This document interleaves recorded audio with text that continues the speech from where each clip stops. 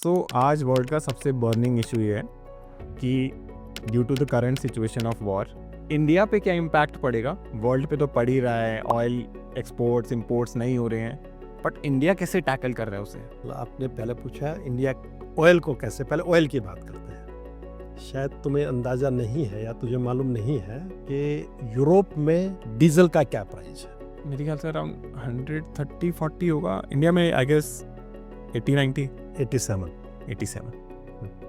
लेकिन सच्चाई ये है कि यूरोप में जो बड़ी अर्थव्यवस्थाएं हैं उन्हीं की बात करते हैं, 250 रुपीज़ लीटर के आसपास का रेट है। मतलब हमारे से 3 गुना महंगा डीजल है। सेम कमोडिटी सेम डीजल जो इंडिया में आज 87 का है, वो जर्मनी या फ्रांस या यूरोप में 240 का है। 240 to 250, जर्मनी में 249 का है। 300%। और जो तुमने सेम 3 बार का, एक सेम और जोड़ दूं, raw material is same and supplier of raw material is also same. Okay, तो फिर कुछ तो बात है। बात यही है कि हम इंडियंस, हमारी गवर्नमेंट को कोई तवज्जो नहीं देते हैं कि गवर्नमेंट ने उसको इतने अच्छे से हैंडल किया है। आज युद्ध का 29वां दिन है, स्टेट ऑफ हॉर्मुज को बंद हुए 29 दिन हो गए हैं। हमारी 50% गैस बाहर से आती है, 50% गैस हम खुद प्रोड्यूस करते हैं, और 85% तेल बाहर से आता है। जिस टाइम स्टेट ऑफ हॉर्मुज बंद हुआ तो हमारा उस 85% में से करीब 50% तेल हॉर्मुज से आता था, तो 50% तेल बंद हो गया। तो कैसे हैंडल हुआ? जैसे युद्ध शुरू हुआ, ट्रंप जी ने तो रशिया से तेल लेने के बारे में बात मैं ऑफिशियल तो कुछ नहीं बात है ये, मैं एक अंदाजा आपको लगा रहा हूँ। हमारी सरकार ने तुरंत अल्टरनेट रूट देखने शुरू कर दिए। उसमें रशिया भी था, उसमें अमेरिका भी था, और हमारी कंपनीज ने तेल बुक करना शुरू कर दिया। बाद में अमेरिका ने रशिया को रिलीफ किया, तो हमारी और आज के दिन अगर आज की पूछते तो हमारी लगभग बाइंग का मोर देन 50-55% रशिया पे वापस चला गया। दूसरे बहुत बड़ी बात ये रही, शायद आपने खबरों में सुना हो, कि ईरान ने स्टेट ऑफ हॉर्मुज से हमारे डीजल के, क्रूड ऑयल के टैंक भी शिप भी रिलीज किए हैं, और गैस के भी करीब 8-10 शिप रिलीज हुए हैं वहाँ से। अच्छा, आप ये देखो, अमेरिका हमें तेल दे रहा है, अमेरिका हमें इजाज़त दे रहा है कि आप रशिया से तेल ले लीजिए। ईरान स्टेट ऑफ हॉर्मुज से हमारे तेल रिलीज कर रहा है।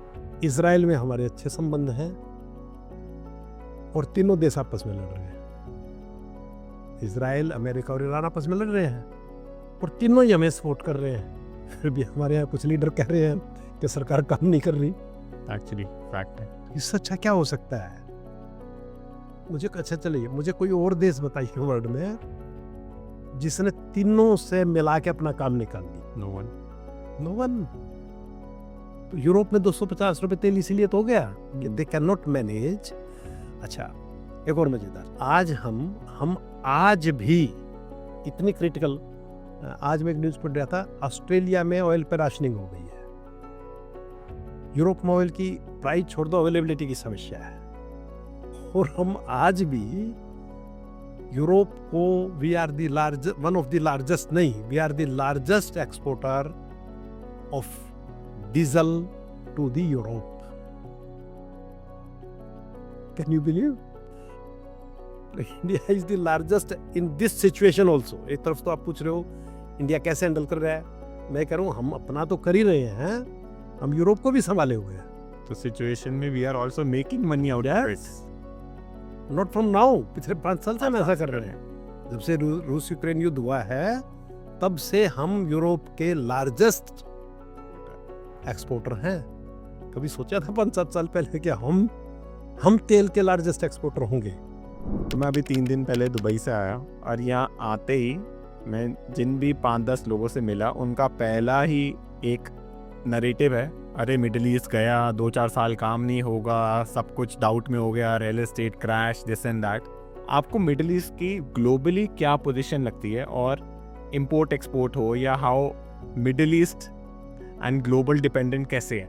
अब जो बात कह रहे हो तो तय है कि मिडिल ईस्ट की हालत बहुत खराब है, और पिछले 3 दिन में हालत और वर्स्टन हुई है। कल ईरान ने सऊदी अरब पे भयंकर अटैक किया है, जिसमें अमेरिका के शायद 2 सोल्जर डेथ हो गई है और 10-12 लोग घायल हुए हैं बुरी तरह से, और उनके 20 से 30 एरोप्लेन जो टैंकर एरोप्लेन थे वो जल गए हैं। और आज एक सुबह सुबह नई चीज है, सीरिया ने पहली बार इजराइल पे अटैक किया है। तो मतलब लड़ाई बढ़ती जा रही है। ये सब कहना और सुनना बड़ा आसान सा है। अब तक हम भी जो चर्चा कर रहे थे, या किसी से भी, हम जितने लोग यहाँ हैं या बाहर किसी से बात करो, तो लोग तेल और गैस के आगे तो दिक्कत नहीं मान रहे। तेल और gas is the tip of iceberg. तेल और गैस के साथ साथ जो मिडल ईस्ट पूरे वर्ल्ड का शायद 50 to 60% सल्फर मिडल ईस्ट से आता है। आप मुझे बता सकते हैं वर्ल्ड में सबसे ज्यादा केमिकल कौन सा बनता है और बिकता है और जरूरत है? नेचुरली बनता और बिकता है तो जरूरत भी है उसकी। राइट। कुछ आइडिया है? Sulphuric acid. Yes, sulphuric acid एक ऐसी चीज है जो वर्ल्ड में सबसे ज्यादा केमिकल बनता है, बिकता है। सल्फ्यूरिक एसिड के बगैर आप तांबा नहीं बना सकते, आप कोबाल्ट नहीं बना सकते, आप ईवी नहीं चला सकते, और 50% सल्फर मिडल ईस्ट से आता है। तो अगर सल्फर आना बंद हो गया, अगर नहीं, पिछले 29 दिन से बंद है, और सल्फर की कीमत आज 150 से 200% तक जा चुकी है, तो आपके तांबे की कीमत भाग गई, आपके कोबाल्ट, इलेक्ट्रिकल, जितने भी इलेक्ट्रिकल इक्विपमेंट बनते हैं, मोटर बनते हैं, एसी है, जितने भी हैं, मेजॉरिटी इक्विपमेंट में कॉपर का यूज होता है। So direct impact to the industries. So oil or gas is a problem, globally is a problem. But एक commodity ऐसी बताओ जो अभी शायद से या तो लोगों को अवेयरनेस नहीं है या एक बहुत बड़ी चिंता वाली बात है। कतर सबसे ज़्यादा एलएनजी बनाता है। ताइवान की 90% एलएनजी कतर से जाती है। जैसे पीछे मैंने बताया था, एक रसायन, तेल, गैस और एक बाधा बिंदु और सब कुछ ठप। मतलब स्टेट ऑफ हॉर्मुज से तेल आता है, तेल नहीं निकलता तो रसायन, सल्फर नहीं निकलता तो रसायन नहीं निकलती, गैस बंद हो गई तो एक बाधा बिंदु, एक रसायन, एक तेल, एक गैस और एक बाधा बिंदु और सब ठप। पूरे ताइवान की एनर्जी एलएनजी से बनती है जो कतर से जाती है। अब ताइवान के पास शायद 5 दिन या 4 दिन की एनर्जी बचती है। ताइवान की फैक्ट्री बंद, जो बेस्ट चिप बनती है वो चिप बंद, चिप बंद तो मोबाइल बंद, ऑटोमोबाइल बंद, तो बाधा बिंदु एक ही है, स्टेट ऑफ हॉर्मुज। सबसे बड़ी चीज क्या है कि दुनिया की 50 से 55% नाइट्रोजन मिडिल ईस्ट में बनती है, क्योंकि वो तेल के साथ निकलती है, it is by product of oil. और नाइट्रोजन से क्या बनता है? Can you tell me? Idea नहीं। नाइट्रोजन से बनती है फर्टिलाइजर। अरे भाई, फर्टिलाइजर नहीं बनेगी तो गेहूं कहां से पैदा होगा? इंडिया का 50% फर्टिलाइजर के लिए जो नाइट्रोजन आता है वो स्टेट ऑफ हॉर्मुज से आता है। नाइट्रोजन नहीं आएगी तो उर्वरक नहीं बनेगा, फर्टिलाइजर नहीं बनेगा तो व्हीट की प्रोडक्शन कैसे हो जाएगी? अगर हमें टाइम पे उर्वरक नहीं मिला, और ये हमारी जमीन का मामला है, कोई इंडस्ट्री नहीं है कि आज बंद कर दो 10 दिन बाद फिर चला लेना। अगर व्हीट की बिजाई आज होनी है तो 10 दिन आगे पीछे ठीक है, ये नहीं है कि आप 2 महीने बाद व्हीट की बिजाई कर दो। व्हीट की बिजाई नहीं होगी, खाद नहीं होगी, तो फिर क्या होगा? Direct food impact. Direct food impact. हमारा 50% नाइट्रोजन स्टेट ऑफ हॉर्मुज से आता है। मान लो आपकी 50% नाइट्रोजन नहीं आई, या 40% नहीं आई, या 30% नहीं आई, उससे आपका 30% फर्टिलाइजर नहीं बना। आपको शायद मालूम हो कि नहीं कि बिजाई के टाइम पे जब फर्टिलाइजर डालना होता है 2-4% भी इंपोर्ट में कम बत्ती हो जाता तो शोर मच जाता है। हम तो 30-40% की बात कर रहे हैं। खाना कहाँ से आएगा? आप कार के बिना तो रह जाओगे, मोबाइल के बगैर भी रह जाओगे, तेल के बगैर भी शायद काम चला लोगे, लेकिन खाना ही नहीं हो पाया। और एक और मजेदार बात बताऊं, भारत, पाकिस्तान, बांग्लादेश, श्रीलंका, इन सब का 50 से 60%, पाकिस्तान का 90% नाइट्रोजन स्टेट ऑफ हॉर्मुज से आता है, और इस पे किसी को चिंता नहीं है। मुझे नहीं लगता, मैंने कोई खबर नहीं सुनी कि नाइट्रोजन पर कोई बात होती हो। कोई बात नहीं है। एक रसायन, एक तेल, एक ऊर्जा, एक नाइट्रोजन और एक बाधा बिंदु, मतलब स्टेट ऑफ हॉर्मुज बंद, सब कुछ ठप। रादर देन मैं तो ये कह रहा हूँ मानव सभ्यता के लिए खतरा हो गया ये। राइट।